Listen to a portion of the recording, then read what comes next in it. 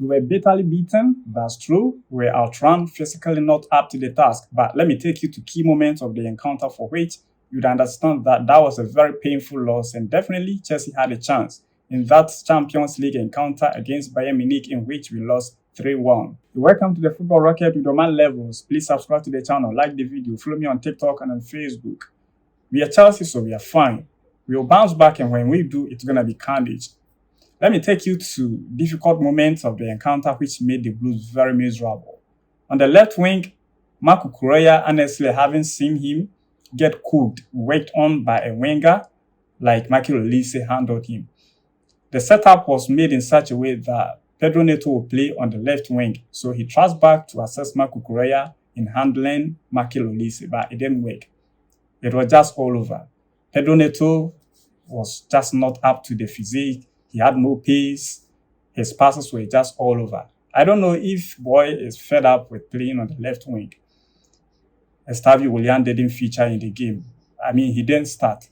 So what prevented Enzo Maresca from deploying Pedro Neto on the right wing? Equally in midfield, Rich James was deployed as an adapt to Moises Caicedo and Enzo Fernandez. But that plan too didn't work out. It was a good idea for Enzo Maresca, but it just didn't work out. Probably because I just don't know what happened to the guys. They were just not being able to map up to the physique and the pace of Bayern Munich. It is an encounter probably you can argue from the point that with the exception of Rich James, virtually all the guys are new in the competition, I mean the Champions League.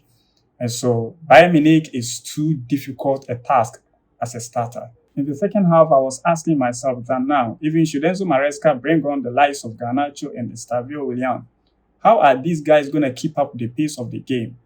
Because the manner with which Bayern Munich had made the guys run, going helter-skelter, yet they were not reaching the ball. Very tired. You could see the boys were really tired because you're running without the ball. So you get what I mean. Let me take you to the goals we conceded.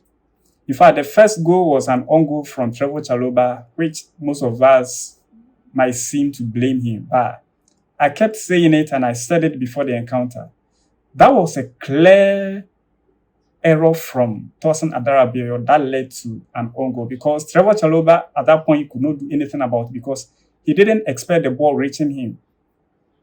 Then the second ball you could see was obvious frustration and tiredness from Malo Gusto, and see the positioning of the same Tosin. So Harry Kane was played on, and with that kind of dash, he wouldn't reject. And talking about the physique of the game, in this situation, on any day, you would expect Moises Caicedo to either shove Harry Kane, because though Moises Caicedo isn't the hugest of guys, but in this situation, on any day, once again, you would expect him to at least have a touch on the ball. If he did, that ball wouldn't have been a penalty because he couldn't have a touch. And obviously, Harry Kane was in possession. And so no matter the manner with which you want to argue over this, it was a penalty. But on the other side of the coin, Kupama was at a different level altogether. The manner with which he handled Stanisic made him useless, turning him off completely out of the game. That goal he scored, though the build-up actually came from the physique that was shown by Moises Caicedo and Rich James, placing it to counter-attacking situation. But the whole run was made by Kupama right from Chelsea's half to the opposition's end. Before he got to the penalty area, he laid it off to Malo Gusto, which he quickly came back to him.